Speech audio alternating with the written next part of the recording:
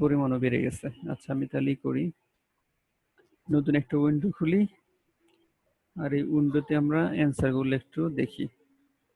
এখানে অ্যান্সারটা চলে আসছে।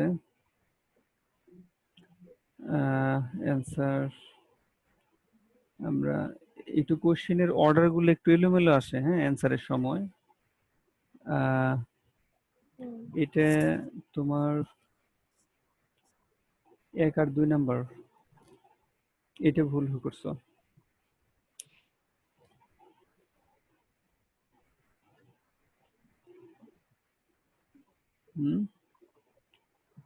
বলতেছে যে বিজোড় সংখ্যার বর্গ একটি বিজোড় সংখ্যা।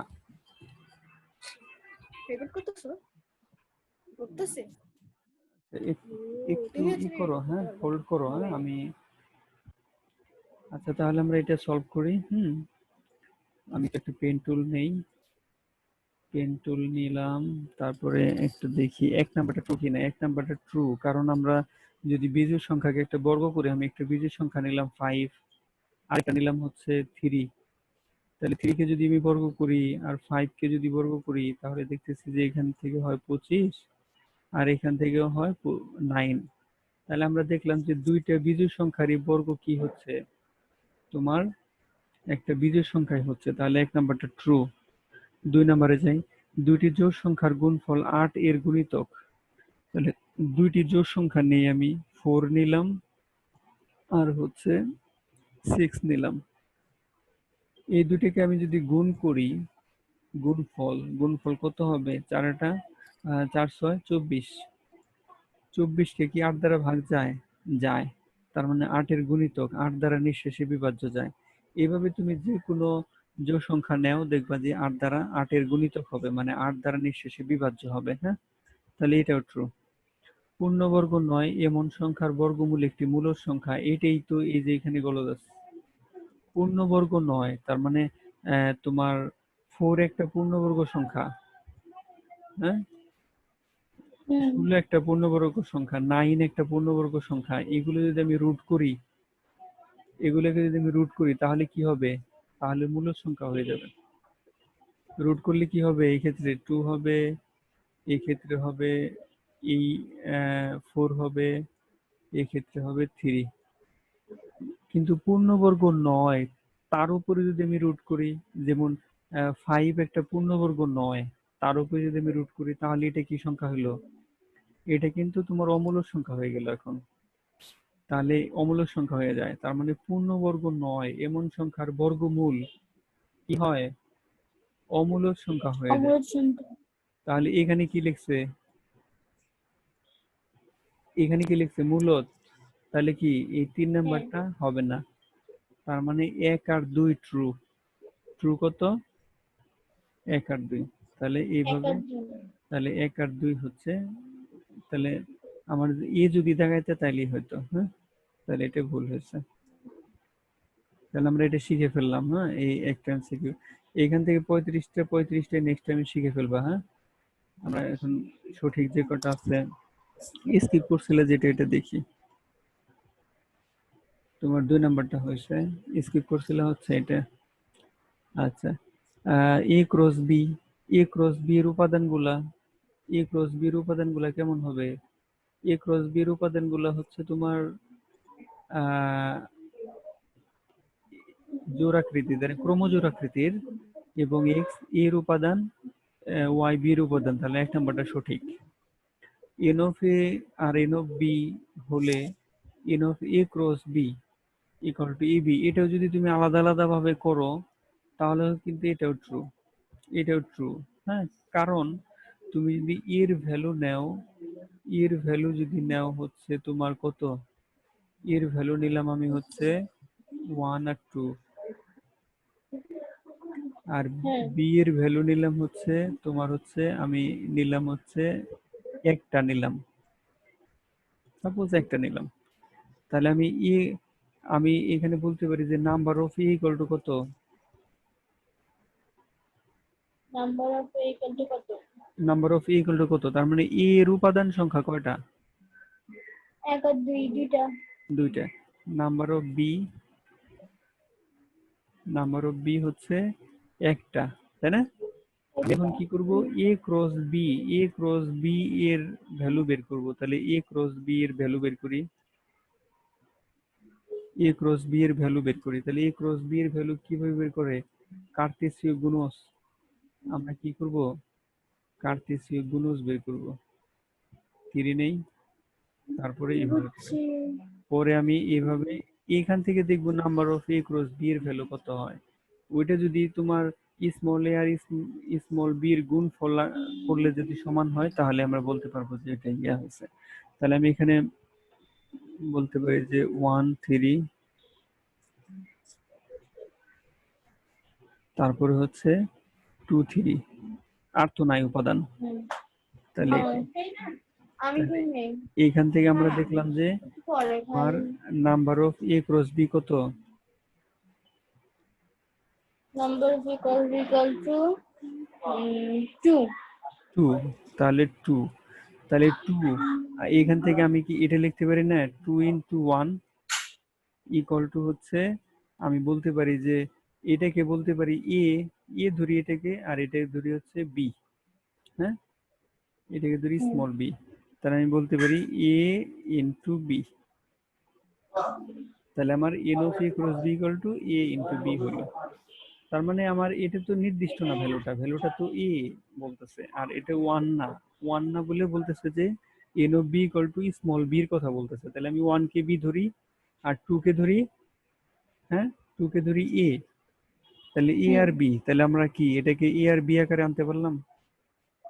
2 ইন্টু এ, তার মানে এ বি, তার মানে n of A cross B equal to a into b. এই যে n of A cross B equal to a into b. তাহলে আমাদের এখানে তো এ বি অনির্দিষ্ট ছিল, আমরা একটা, আর এ সেটটা অনির্দিষ্ট ছিল। তাহলে আমরা একটা নির্দিষ্ট সেট ধরলাম, এ ধরলাম আর বি ধরলাম, তার উপাদান সংখ্যা এভাবে কাউন্টেবল গণনা করে দেখলাম যে ওইখান থেকে আনা যায়। তাহলে অনির্দিষ্টর জন্য ট্রু হবে, তার মানে 2 নাম্বারটা সঠিক। এখন যদি আমরা এ ক্রস বি এর প্রতিটি সদস্য একটি ক্রোমোজোর, তাহলে এই কথা বলছে এ ক্রস বি এর প্রতিটি সদস্য কি এক একটা ক্রোমোজোর কিনা। আমরা তো এই যে এ ক্রস বি এর উপাদান তো বেরই করলাম, তাহলে বের করে দেখলাম যে এর এক একটা উপাদান এক একটা ক্রোমোজোর আকারে আছে। তার মানে এই 3 নাম্বার, এবং এটা জানি নেক্সট টাইমের ভুল না হয়। আচ্ছা, তাহলে আমরা একটু মুছে ফেলি।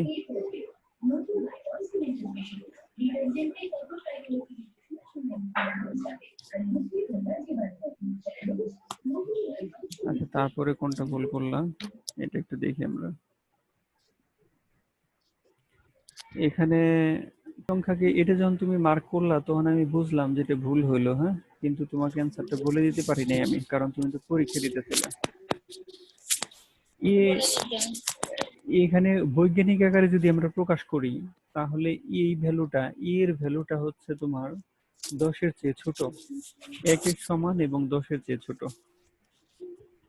আমরা যখন একটা বৈজ্ঞানিক আকারে প্রকাশ করি, যেমন 4 3 2 9, তোমার এটা 3 1 7, এরকম একটা সংখ্যা আছে। এটাকে যদি তোমাকে বৈজ্ঞানিক আকারে প্রকাশ করতে বলে, তাহলে তো তুমি ওটাকে কি বানাও, হচ্ছে 4.329 4.3, হ্যাঁ 17, মানে এরকম বানাও আর কি। এটাকে তুমি গুণ করো কি ইনটু, এখানে তোমার হচ্ছে তোমার ভাগ করলেই হবে। তাহলে 10 টু দি পাওয়ার কত হবে, তোমার হলো 10 টু দি পাওয়ার, এখানে আমরা 1 2 3 1000 দ্বারা, 1000 দ্বারা কি করব, লব আর হরকে গুণ করব। তাহলে গুণ করে দশমিকটা বাম দিয়ে গেছে, আর নিচে আছে তাহলে 1000, তাহলে আমার মাইনাসের 3 হবে। ঠিক আছে, তার মানে 1000 দ্বারা লব আর হরকে আমরা ই করছি, লব আর হরকে গুণ করছি, লবে গুণ করে দিয়েছি, সংখ্যাটা বড় হয়েছে। আর নিচে 1000 ছিল, উপরে তুলেছি, 10 টু দি পাওয়ার -3 হয়েছে। তাহলে আমাদের এই যে সংখ্যাটা হলো, এটা কি, এটা কি 1-এর সমান হতে পারে, অথবা 10-এর চেয়ে ছোট হবে। ঠিক আছে, অথবা 9 পয়েন্ট সামথিং হবে, অথবা 4 পয়েন্ট সামথিং হবে, তাই না? তাহলে 10-এর চেয়ে ছোট হবে, এইভাবে মনে রাখবা।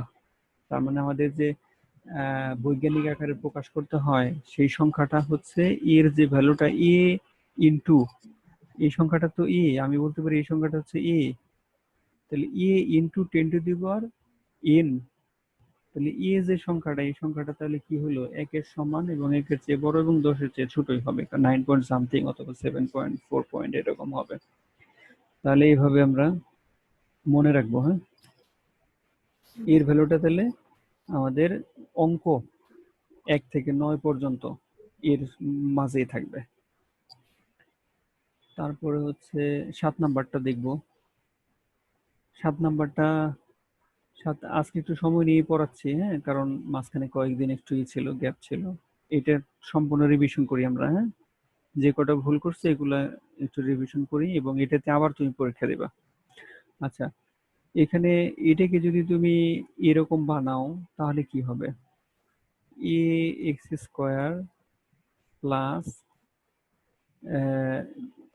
B x plus c equal to 0, এরকম হবে না? তার মানে এখানে বলছে যে তুলনা করলে বি এর মান কত, তাহলে বি এর ভ্যালুটা কত হলো, বির এটা তো নাই, তাই না? আমরা তাহলে জিরো না। দ্বারা, জিরো দ্বারা বানিয়ে দিলাম। এক্স যদি আমাকে নিতে হয় তাহলে কি নিতে হবে, জিরো, জিরো ইন্টু এক্স, হুম। তার আমাদের কি হলো, বির উপাদানটা তাহলে কি হলো, জিরো, তাহলে আমাদের জিরো। এইভাবে করতে হবে, তার মানে আমাদের আদর্শ আকারে বানানোর জন্য জিরো দিয়ে বানাইতে হবে, এক্স স্কোয়ার এক্স তারপরে এক্স এর পাওয়ার 0। বুঝতে পারছো? তাহলে এইভাবে আদর্শ আচ্ছা। আকারে বানাইতে হবে। আদর্শ আকারের সাথে কম্পেয়ার করার জন্য তাহলে আমরা দেখলাম যে বি উপাদানটা নাই, এক্স এর যে সাথে যে নাই হয়ে গেছে, তার মানে জিরো আকারে ছিল সেটা। তারপরে 8 নম্বরে যাই। 8 নম্বরে হচ্ছে এত সমীকরণটি একটি দ্বিঘাত সমীকরণ, ট্রু। একটু আগে দেখলাম দ্বিঘাত সমীকরণ, একটি মূল রয়েছে না, এটার একটি মূল থাকে না, দ্বিঘাত সমীকরণের দুইটা মূল থাকে, তাই না? দ্বিঘাত হুম। সমীকরণের দুইটা, মানে এক্স স্কোয়ার তো, এক্স কিউব থাকলে 3টা থাকবে, এইভাবে আর কি। আর আহ, একটি মূল রয়েছে এটা না, এই যে এটা ট্রু, দুটি মূল রয়েছে, তার মানে 1 আর 3 হচ্ছে রেজাল্ট। ঠিক আছে, তাহলে এটা ভুল হয়েছে। আচ্ছা, তারপরে আমরা যাই। হ্যাঁ, তারপর কিছু বলবা? না। আচ্ছা, রেজ ইউর হ্যান্ডস। আচ্ছা, তারপরে আমরা যাই 10 নম্বর। ও, স্কিপ করছো একটা, এটা যাই 9 নম্বর। 9 নম্বরটা স্কিপ করছিলাম। 2 অঙ্ক বিশিষ্ট একটি সংখ্যার দশক স্থানীয় অঙ্ককে একক স্থানীয় অঙ্কের অর্ধেক, তাহলে একক স্থানীয় অঙ্ককে আমরা এক্স ধরলাম, একক স্থানীয় ধরলাম এক্স, আর দশক স্থানীয় ধরলাম হচ্ছে, দশক স্থানাঙ্ক কি, একক স্থানীয়র অর্ধেক, তার মানে x/2, x বাই কত, 2। 2। তাহলে আহ, আহ, ও এখানে কিন্তু দশক স্থানাঙ্ক বলেই দিছে এক্স, তাহলে আমাকে দশক স্থানীয় অঙ্ক ধরতে হবে, আমি ওইটুকু দেখি নাই। তাহলে আমি আবার রিপিট করি কথাটা। তাহলে বলতেছে যে দশক স্থানীয় অঙ্ক এক্স, তাহলে আমি ধরলাম দশক স্থানীয় অঙ্ক এক্স, দশক স্থানীয় অঙ্ক এক্স। তাহলে একক স্থানীয় অঙ্ক কত হবে, একক স্থানাঙ্ক তাহলে কত হবে, 2x হবে না? হ্যাঁ। তাহলে একক স্থানাঙ্ক যদি 2x হয়, দশক স্থানাঙ্ক একক স্থানীয়র অর্ধেক, তার মানে দশক স্থানীয় তাহলে হবে হচ্ছে x, আর একক স্থানীয় অঙ্কের অর্ধেক যেহেতু, তাহলে একক স্থানীয় অঙ্ক হবে 2x। তাহলে আমাদের সংখ্যাটি তাহলে আমরা বানিয়ে ফেলি। সংখ্যাটির সূত্র কি, 10 ইন্টু দশক স্থানীয় অঙ্ক, মানে 10 ইন্টু দশক স্থানীয় অঙ্ক প্লাস একক স্থানীয় অঙ্ক, তাই না? তাহলে আমাদের হ্যাঁ। 10x প্লাস 2টা x, তাহলে কত হলো, 12x। তাহলে আমাদের অ্যান্সার 12x 12x। আছে, 12x আছে, তার মানে আমাদের এটা ট্রু আছে। তাহলে আমাদের এইভাবে করতে হবে, এটা এরকম অঙ্কগুলো তোমার ভুল করা যাবেই না, ভুল করলেই শেষ। কারণ এটা এই অঙ্কগুলো দেয়, অবশ্যই দেয়, আসে। তার মানে 1 নাম্বার আসবেই, তুমি 1 নাম্বার কমন রাখতে পারো, 1 নাম্বার তুমি মনে করো শিওর পাইতে পারো এরকম অঙ্কগুলো যদি ভুল না করো, কারণ এই অঙ্কগুলো আসেই পরীক্ষায়। ঠিক আছে, এটা কিন্তু রেকর্ড করতেছি আমি, রেকর্ড হচ্ছে, হ্যাঁ, এটা তোমার আপলোড করে রাখবো, এটা দেখে নিই আবার পরে, এখনো শিখে নাও।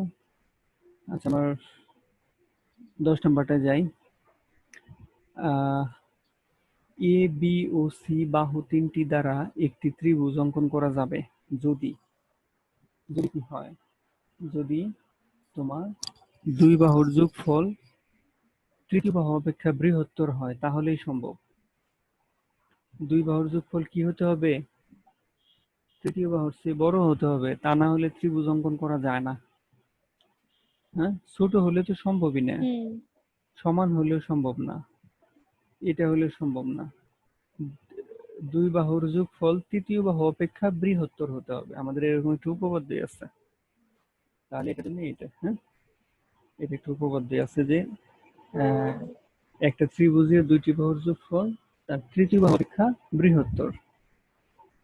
ঠিক আছে, তিনটে বাহুর দৈর্ঘ্য যদি এ বি সি হয়, তাহলে দুটো বাহু যোগ করে তার তৃতীয় বাহু অপেক্ষা বড় হবে। ত্রিভুজের তিনটি বাহুর দৈর্ঘ্য দেওয়া আছে, নিচের কোন ক্ষেত্রে সমকোণী ত্রিভুজ আঁকা সম্ভব নয় বলছে। সম্ভব নয় বলছে, তুমি মনে করছো যে সম্ভব, সম্ভব এটা হুম দিয়ে দিছো, সম্ভব এটা এই দিয়ে জন্য এটা গন্ডগোল হয়ে গেছে। সম্ভব নয় বলছে যে নয়, তাহলে সম্ভব নয়। তাহলে তুমি দেখবা যে দুই বাহু আর তুমি যদি এটাকে যদি দুই দ্বারা ভাগ করো তাহলে কি হয়, দুই দুই দ্বারা ভাগ করলে 3 4 5, তার মানে এটা দ্বারা সম্ভব, 3 4 5 দ্বারা সম্ভব, এটা দ্বারাও সম্ভব, তাই না? এই যে এইটুকু হলে 13 কত, 169, আর 12 12 144, আর হচ্ছে এটা 25, তাই না? হুম তার মানে লম্বের স্কোয়ার প্লাস ভূমির স্কোয়ার ইকুয়াল টু কি, অতিভুজের স্কোয়ার। অতিভুজ স্কয়ার। তাহলে এটা দ্বারাও সম্ভব, এটা দ্বারাও সম্ভব, তাহলে সম্ভব নয় বলছে। তাহলে প্রশ্নটা ভালো করে খেয়াল করে করতে হবে। তাহলে আমাদের এক্ষেত্রে আমরা পেলাম অ্যান্সার হচ্ছে এটা। আমি তাহলে মুছে দিই, তারপরেরটায় যাই। আচ্ছা,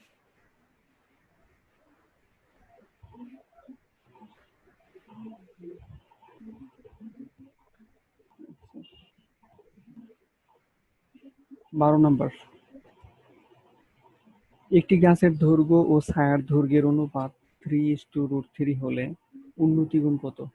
তাহলে আমাদের এটা যদি ছায়ার গাছের দৈর্ঘ্য হয় 3, আর হচ্ছে ছায়া যদি হয় কত, ছায়া কত, √3, তাহলে আমরা বলতে পারি যে এক্স আর হলো এক্স প্রাইস এক্স আর হচ্ছে √3 হ্যাঁ, ছায়ার দৈর্ঘ্য। উন্নতি কোণ কত, এটা এই কথাটা বলছে, তার মানে উন্নতি কোণ কোনটা, এটা। তাহলে আমার এটা এ বি সি, তাহলে আমাদের এ বি আর হচ্ছে সি। তাহলে এই ক্ষেত্রে আমরা কি করব, লম্ব বাই ভূমি, তাই না? লম্ব বাই ভূমি সম্পর্ক কার, হুম টেনের। তাহলে টেন সি কোণ ইকুয়াল টু, আমার উন্নতি কোণ সি কোণ, তার মানে সি কোণ বের করতে হবে। তাহলে সি কোণ ইকুয়াল টু লম্ব বাই ভূমি, লম্ব কত, এ বি, তার মানে এ বি হ্যাঁ বাই, আমি তাহলে শর্ট করতেছি, এটা তো এমসিকিউ, তাহলে থ্রাইস এক্স বাই হচ্ছে √3 তাহলে এখান থেকে আমার এটা কাটা, আর এখান থেকে এটা কত হবে, √3 না, হুম √3 স্কোয়ার, তার মানে উপরে একটা √3 থাকবে, তার মানে আমার √3। তাহলে টেন কত ডিগ্রির মান, √3, টেন জি 60 ডিগ্রির মান হচ্ছে √3। তাহলে টেন সি, ওই পাশ থেকে টেন চলে গেলে তাহলে সি ইকুয়াল টু কত, 60। তাহলে আমাদের 60 হচ্ছে এটা। বুঝতে পারছো? তাহলে হ্যাঁ, এইভাবে বুঝতে পারছি। কুইকলি করে ফেলতে হবে, কারণ অঙ্কের কোনো শর্টকাট নাই। হ্যাঁ, অঙ্ক শর্টকাট শিখতে গেলেই মানে ভুল হয়ে যায়। হ্যাঁ, আসল নিয়মটাই ভুলে যাওয়া। এর জন্য তোমার কুইকলি হিসাব নিকাশ ভালোভাবে কুইকলি জানতে হবে, গুণ ভাগ এগুলো খুব ভালোভাবে কুইকলি শিখতে হবে। হ্যাঁ, তুমি দ্রুত জানি ক্যালকুলেশন করতে পারো এবং তোমার সূত্রগুলো জানি, যেমন আমি √3 ভ্যালুটা tan 60° এটা এই কুইকলি ভ্যালুগুলা আমার মুখস্থ থাকতে হবে। হ্যাঁ? তাহলেই কিন্তু অঙ্কে দ্রুত অ্যান্সার করতে পারবো। তোমার এতটুকু করতেই হবে পরীক্ষার হলে, তাছাড়া শর্টকাট কোনো ওয়ে নাই কিন্তু। হ্যাঁ, আচ্ছা আমরা যাই, ওয়ে আছে কিন্তু শর্টকাট শিখতে গেলে আসল উদ্দেশ্যটাই কিন্তু বের হতে হবে, অঙ্ক শিখতে পারবো না। শর্টকাট শিখতে যেয়ে দেখবে যে অঙ্কই ভুলে গেছো। শর্টকাট এখন শর্টকাট নাই, লং এই করবা। লং করতে করতেই হিসাব নিকাশ দ্রুত যদি করে ফেলো তাহলে দেখবা যে অল্প সময় হয়ে যায়। একটি বৃত্ত ও ওই বৃত্তের স্পর্শকের কয়টি সাধারণ বিন্দু থাকে? তাহলে আমাদের একটি একটি। একটি বৃত্ত ও ওই বৃত্তের স্পর্শক, আমি এখানে যাই, একটি স্পর্শক আর্ট করলাম, ঠিক আছে, মনে করো টাচ করছে আর কি। হ্যাঁ, অল্প একটু টাচ করছে। তাহলে একটি বৃত্ত ও একটি স্পর্শকের কয়টি সাধারণ বিন্দু থাকে? তাহলে এখানে কি একটা বিন্দু না? হ্যাঁ। তার মানে সাধারণ বিন্দু এটা যদি একটি স্পর্শক হয় এই রেখাটা, আর এটা যদি একটি বৃত্ত হয়, তাদের মধ্যে সাধারণ বিন্দু একটাই, আর অন্য কোনো বিন্দু নাই। কারণ একটা বৃত্ত যখন একটা স্পর্শ করে তখন একটা বিন্দুর উপর দিয়ে যায় সে, একটা বিন্দুতেই। তাহলে এটাকে আমরা একটা বিন্দু ধরি। হ্যাঁ, একটা বিন্দুতে স্পর্শ করে, তাহলে এটার অ্যান্সার হবে হচ্ছে একটি বিন্দুতে স্পর্শ করে। 14 নম্বরটা হচ্ছে 15 নম্বর। এটাও যখন দিলে তখনও আমি একটু আমার বলে দেওয়ার জন্য আমার গাটা একটু চুলকাইলো যে এটা ভুল করতেছো কেন। এটা আমাদের এখানে কি আছে, পি ইন্টারসেকশন কিউ যদি ফাঁকা হয় তার মানে তার মধ্যে কোনো সাধারণ উপাদান নাই, তাই না? আর সাধারণ হ্যাঁ। উপাদান যদি না থাকে তার সংজ্ঞা হচ্ছে নিঃশেষ সেট। তুমি যদি নিঃশেষ সেটের সংজ্ঞা পারতা তাহলে এই অ্যান্সারটা করতে পারতাম। তাহলে আমাদের দুইটা সেট এ আর বি, এদের মধ্যে যদি কোনো সাধারণ উপাদান না থাকে তাহলে আমরা বলবো যে সে একটা কি, এই দুইটা সেট হচ্ছে নিশ্চয়। নিঃশেষ সেট, ফাঁকা, তার মানে হচ্ছে নিঃশেষ সেট। তারপরে যাই, এটাও সিলি মিস্টেক, কিছু কিছু মিস্টেক আছে এগুলো সহজ মিস্টেক। হ্যাঁ, আচ্ছা তারপরে যাই হচ্ছে 16 নম্বর। পূর্ণবর্গ নয় এরূপ যে কোনো স্বাভাবিক সংখ্যার বর্গমূল একটি অমূল্য সংখ্যা, এটা আমরা একটু আগে শিখছি, তার মানে এটা ট্রু। শূন্য সহ সকল ধনাত্মক সংখ্যা অঋণাত্মক সংখ্যা, শূন্য সহ সকল ধনাত্মক সংখ্যা অঋণাত্মক সংখ্যা, এটাও ট্রু, তাই না? শূন্য সহ সকল ধনাত্মক সংখ্যা তো ঋণাত্মকই, কারণ তোমার তার মধ্যে তো নাই, ঋণাত্মক সংখ্যা তো নাই। শূন্য একটি স্বাভাবিক সংখ্যা না, শূন্য একটি তোমার, শূন্যকে আমরা অঋণাত্মকের মধ্যে ফেলতে পারি, ঠিক আছে? শূন্য একটি অঋণাত্মক সংখ্যা, স্বাভাবিক সংখ্যা না, কারণ স্বাভাবিক সংখ্যা কোথা থেকে শুরু হয়?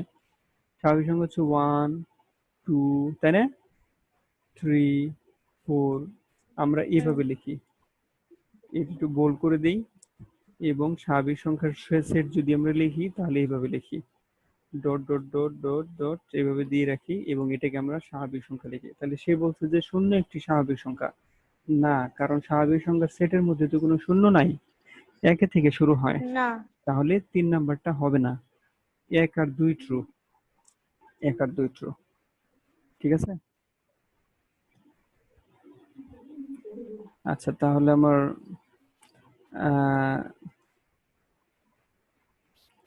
17 নম্বরে যাই। 17 নম্বরে বলতেছে যে আহ, একটি সমদ্বিবাহু সমকোণী ত্রিভুজের সমান বাহুদ্বয়ের প্রতিটির দৈর্ঘ্য হচ্ছে 18। তাহলে আমরা সমদ্বিবাহু ত্রিভুজ আর্ট করবো এবং সেটা সমকোণী হবে। আমার মনে করলাম যে আহ, এইখানে একটা এ বাহু আর এ বাহু সমান, হুম, এই বাহু হ্যাঁ সমান। এ আর বি আর হচ্ছে সি, দুইটা বাহু সমান আর এটা হচ্ছে ইয়া, তার মানে এটা একটা আমরা সমদ্বিবাহু সমকোণী বলতে পারি। এটা আমরা দুই দাগ দিয়ে বুঝাইলাম যে এই বাহু আর এই বাহু সমান। তাহলে বলছে যে সমদ্বিবাহু সমকোণী ত্রিভুজের সমান বাহুদ্বয়ের প্রতিটির দৈর্ঘ্য 18। তাহলে এটাও 18, হ্যাঁ এটাও 18। ওইটাও 18। তাহলে ত্রিভুজটির ক্ষেত্রফল কত? তাহলে ক্ষেত্রফল বের করার জন্য আমাদের এক্ষেত্রে কিন্তু আমরা হাফ ইন্টু ভূমি গুণন উচ্চতা বলতে পারি। কারণ আমাদের এই ত্রিভুজের উচ্চতাকে বলতে পারি আমরা উচ্চতা এসি আর ভূমি হচ্ছে এবি, তাই না? হ্যাঁ হ্যাঁ, তাহলে যেহেতু সমকোণ সংলগ্ন, তাহলে এটা হ্যাঁ আমরা একটা লম্ব, তাহলে আমরা বলতে পারি হাফ ইন্টু ভূমি গুণন উচ্চতা, হাফ ইন্টু ভূমি গুণন উচ্চতা। তাহলে আমরা এখান থেকে 9 আর এটা গুণ করলে কত হয়?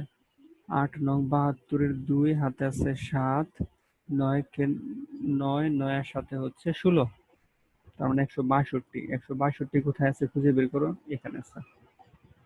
ঠিক আছে, তাহলে আমরা এইভাবে ঠিক 162 আছে। অ্যান্সার করলাম। তাহলে এইভাবে কোনো শর্টকাট নাই, কুইকলি ড্র করে বুঝে বুঝে ড্র করবা, প্রশ্ন দেখে দেখে, তারপর আট করে ফেলবা এবং যা বলছো ওইভাবে ইয়া করে দিবা। ঠিক আছে, তারপরে 18 ঠিক নম্বরে আছে। চলে যাই। 18 নম্বরে যাই, দুইটি বৃত্ত পরস্পরকে বহিস্থভাবে স্পর্শ করে। তাহলে আমি একটা বহিস্থভাবে স্পর্শ করাই। একটা বৃত্ত বড় ব্যাস, তাহলে আমি মনে করলাম এটার ব্যাস হচ্ছে এরকম, এটা হচ্ছে আমি এটাকে বললাম ছোটটা 4, আরেকটা একটু বড়। ঠিক আছে, এটা হুম, হচ্ছে বড় ঠিক বৃত্ত, আছে। তার ব্যাস হচ্ছে 8। তাহলে এটা হবে 4 ব্যাসার্ধ আর এটা হবে হচ্ছে 2 ব্যাসার্ধ, তাই না? তাহলে বলছে হুম, যে এদের ঠিক আছে। কেন্দ্রদ্বয়ের মধ্যবর্তী দূরত্ব কত? কেন্দ্রদ্বয়ের মধ্যবর্তী দূরত্ব কত? তাহলে এই কেন্দ্র আর এই কেন্দ্র তাদের মধ্যবর্তী দূরত্ব কি করি আমরা? ব্যাসার্ধ দুটো যোগ করলে পেয়ে যাই। তার মানে যোগ করলেই, ব্যাসার্ধ দুটো যোগ করলেই কি পেয়ে যাই আমরা? কেন্দ্রদ্বয়ের মধ্যবর্তী দূরত্ব পেয়ে যাই। দূরত্ব। তাহলে তাহলে 4, ও সরি, একটা কিন্তু ব্যাসার্ধ দেওয়া আছে, অপরটির ব্যাসার্ধই দেওয়া আছে। তার মানে আমার এটাকে, এটা না বলে এটাকে আমি 4ই বলি ব্যাসার্ধ। ব্যাসার্ধ এটাকে কি বললাম? 4 বললাম, ব্যাস না। ঠিক আমি আছে। ভাবছিলাম যে দুইটারই ব্যাস, তা না। একটার ব্যাস আর একটার ব্যাসার্ধ দেওয়া আছে, তাহলে একটার ব্যাস মনে করলাম 8, তাহলে তার ব্যাসার্ধ 4, আরেকটার ব্যাসার্ধই দেওয়া আছে 4, তাহলে এটাকে আমরা ব্যাসার্ধই মনে করলাম 4। তাহলে এখন যোগ করলে কত হবে? দুইটা যোগ করলে আমরা কেন্দ্রদের মধ্যবর্তী দূরত্ব, তাহলে আমরা ব্যাসার্ধ দুইটা যোগ করলে পেয়ে যাই, তাই না, মধ্যবর্তী দূরত্ব, তাহলে পেয়ে গেলাম 8। তাহলে আমাদের 8, তাহলে এটা অ্যান্সার। 19 নাম্বার হয়েছে,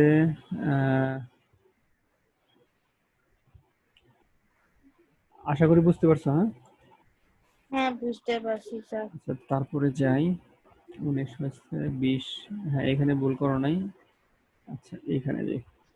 এটাও একটা সুন্দর একটা সূত্র ছিল, 13 নম্বর। প্রথম এন সঙ্গে সমের সঙ্গে ঘনের সমষ্টি। ঘনের সমষ্টি কত? N into n plus one by n two into n plus 1 by two by whole square, হ্যাঁ। Whole square equal to 225, 225। হুম। তাহলে এখানে তুমি এন এর মান কত, এটাকে একটু ই করতে হবে, তোমার n square n plus one whole square. হ্যাঁ, এটাকে কি কোনো ই করা যায়, বর্গ করা যায়? কারোর ই আছে তোমার হলো বা পূর্ণবর্গ সংখ্যা আছে? না। 225 তোমার কারো? 225 তিন। হ্যাঁ, এখানে কিন্তু 225-এর বর্গমূল হচ্ছে 15। তাহলে আমরা এখান থেকে হলো রুট ওভার করে দিই, তাহলে ইজি হবে ব্যাপারটা। ঠিক আছে, রুট করে দিলাম, হুম। মানে রুট ওভার করে দিলাম। তাহলে রুট করলে কি হয়? রুট করলে হয় হচ্ছে তোমার, আমি এখানে স্কোয়ারটা থাকবে না, আর স্কোয়ার থাকবে না, আর নিচে হবে হচ্ছে √2 ইকুয়াল টু এখানে হচ্ছে 15, তাই না? হ্যাঁ তাহলে আমার n square plus n equal to হচ্ছে তোমার হলো 15√2, 15√2। ও, এখানে তো 2 থাকবে না, কারণ এটা তো হোল স্কোয়ার আছে, তার মানে স্কোয়ার স্কোয়ার চলে যাবে, তার মানে 2 হবে, তার মানে 30 হবে, ঠিক আছে? হ্যাঁ কারণ এটা তো হোল স্কোয়ার, তার মানে এই রুট আর স্কোয়ারটা নাই হয়ে যাবে, এটা হবে, আর এই পাশে রুট করলে 15 হবে, তার মানে 30 হবে। 5 6 30, এটাকে যদি এই পাশে আনলে তাহলে -30 ইকুয়াল টু 0, ঠিক আছে। আর প্লাস n স্কোয়ার, এটা একটা দ্বিঘাত সমীকরণ হয়ে গেল, তাই না? দ্বিঘাত সমীকরণ হলে আমাদের কি করতে পারি? মেজর টার্ম ফ্যাক্টর করতে পারি। 5 6 30, তার মানে 6 থেকে 6 থেকে 5 মাইনাস করলে, তাই না? তার মানে 6 আর 5, এটাকে একটা শর্টকাট ওয়ে আছে, দেখো এটা প্লাসের 6 না, আর এটা মাইনাসের 5, হ্যাঁ প্লাসে শেষ। তার মানে এখানে আমরা এইভাবে লিখতে পারি প্লাসের n প্লাস 6 আর হলো n মাইনাস 5, এটা একটু শর্টকাট আর কি। হ্যাঁ, তাহলে আমার n এর মান কত পাবো? -6, আর এখানে n এর মান কত পাবো? প্লাসের +5 তাহলে অ্যান্সার কত হবে? কারণ 5 তোমার তোমার পদের সংখ্যা n কি? n হচ্ছে পদের সংখ্যা, তাহলে পদের সংখ্যা তো কি হবে? পদের সংখ্যা ধনাত্মকটা হবে, 5 ঋণাত্মকটা গ্রহণযোগ্য নয়, ধনাত্মকটা নেবা শুধু, এইভাবে করবা। তারপরে যাই,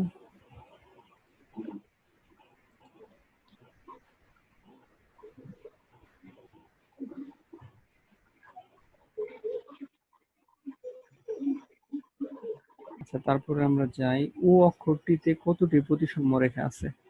ও অক্ষর যদি আমি এখানে ড্র করি, তাহলে তার প্রতিসাম্য এটা দ্বারা ভাগ করলাম, দেখলাম যে এটা ভাগ করলে মিলে যাবে, তাহলে এটা একটা, এটা দ্বারা ভাগ করলাম, এটা দ্বারা ভাগ করলাম, এটা দ্বারা ভাগ করলাম, এটা দ্বারা ভাগ করলাম, ভাগ করলাম, মিলে যাবে। তার মানে দেখি অসংখ্য, শেষ নাই,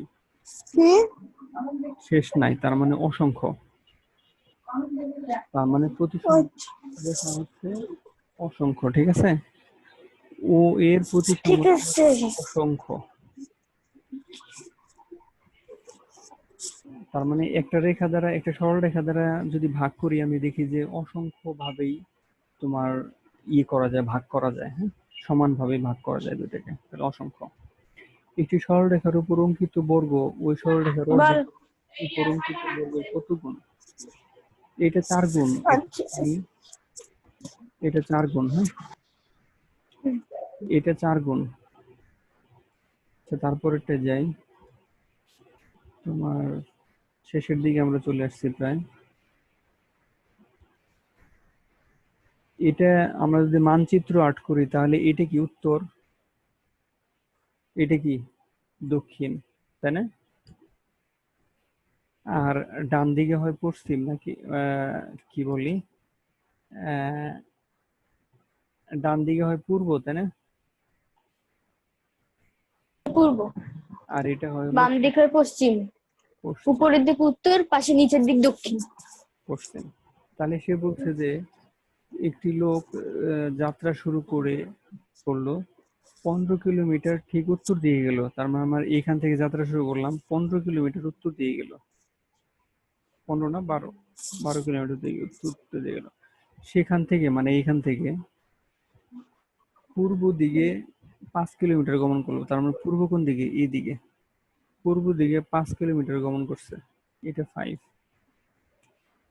যাত্রা শেষে সে যাত্রা শেষে সে নির্দিষ্ট অবস্থান থেকে কত দূরে অবস্থান করে? তার মানে তোমার এইখান থেকে এই পর্যন্ত কত দূরে অবস্থান করে, তাহলে এটা একটা সমকোণী ত্রিভুজ হয়ে গেছে না? এটা যদি 5 হয়, এটা হ্যাঁ 13 হয়, তাহলে 12 হয়, এটা তাহলে 13 হবে না? এটা তো অতিভুজ, হ্যাঁ তার মানে 5 এর স্কোয়ার আর হল প্লাস হল 12 স্কোয়ার করলে কি হয়? 169, তার রুট ওভার করলে 13। তার মানে অতিভুজের মানটা বের করবো, তার মানে 13। হুম। ঠিক আছে। একটি সরল রেখার উপর অঙ্কিত বর্গ ওই সরল রেখার, এটা তো আমরা 4 গুণ দেখলাম, এটা শিখিয়ে রাখবা, 8 করে দেখো। একটি আয়তক্ষেত্রের ঘরের মেঝের দৈর্ঘ্য প্রস্থ অপেক্ষা 2 মিটার বেশি। এই অঙ্কটা করলে আমাদের মনে হয় শেষ হবে, তাই না? আর নাই।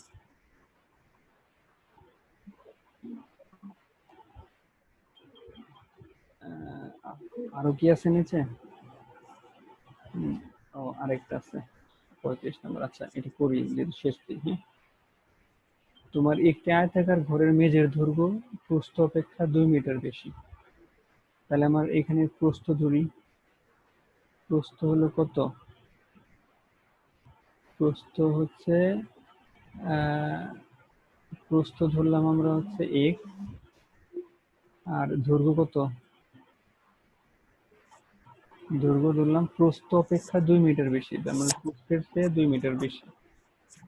তাহলে এটা মিটার, এগুলা মিটার। হ্যাঁ, এগুলা মিটার। আচ্ছা, মেঝের পরিসীমা দেওয়া আছে, তার মানে আমাদের আয়তক্ষেত্রে পরিসীমা কত? 2 ইন্টু দৈর্ঘ্য যোগ প্রস্থ, তাই না? ইকুয়াল টু কত? 20। তাহলে এখান থেকে আমরা কি বের করতে পারি? 2x plus 2 equal to 10। এই 2 দিয়ে এটাকে ভাগ করে দিলাম, তাই না? 10 হলো। তাহলে এখন 2x ইকুয়াল টু হচ্ছে 8, x ইকুয়াল টু 4। তার মানে প্রস্থ 4 আর হচ্ছে দৈর্ঘ্য কত? 6। প্রস্থ আর দৈর্ঘ্য পেয়ে গেলাম। বলছে যে মোজাইক করতে 900 টাকা হিসেবে মোট কত খরচ হবে? ঠিক আছে, মানে হলো মানে বলছে যে হলো মানে প্রতি বর্গ মিটারে যদি 900 টাকা খরচ হয়, হ্যাঁ, মোজাইক করতে 900 টাকা হিসেবে, কারণ প্রতি বর্গ মিটারে কত করে খরচ? 900 টাকা করে খরচ। তার মানে আমার এখান থেকে, তাহলে আমার দৈর্ঘ্য প্রস্থ জানা আছে, তাহলে ক্ষেত্রফল বের করব। তাহলে ক্ষেত্রফল কত? 4 6 24, তার মানে 24 বর্গ মিটার। হচ্ছে, তাহলে 1 মিটারের খরচ হয় হলো 900 টাকা। 24 বর্গ মিটারে তাহলে কি হবে? 900 দ্বারা গুণ করো, 900 দ্বারা একটু ক্যালকুলেটরে গুণ করো, দেখো কত হয়।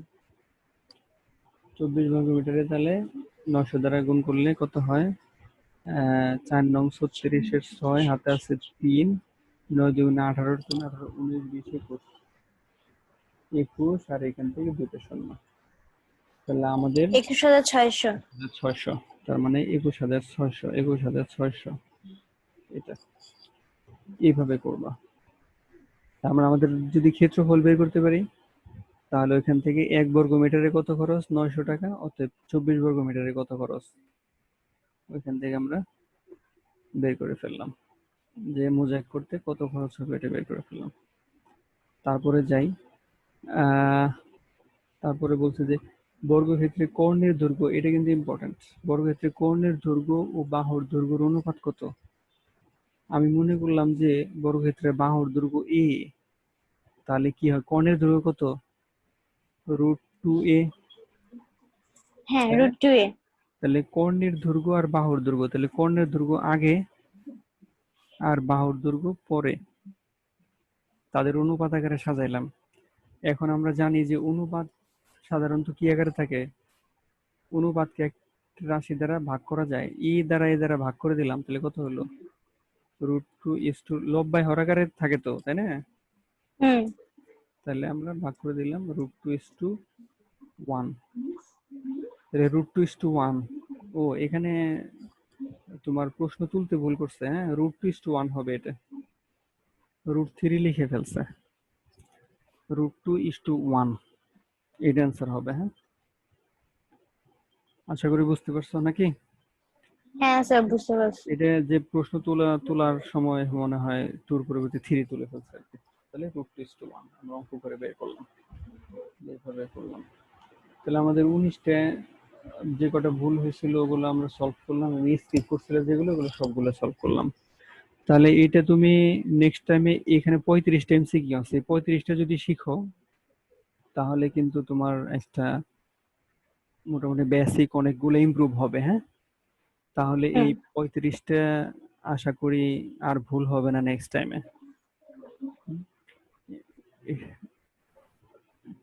ঠিক আছে, শিখে ফেলবো ভালো করে। ওকে, আজকে তাহলে এই আচ্ছা। পর্যন্তই। ওকে, আল্লাহ হাফেজ।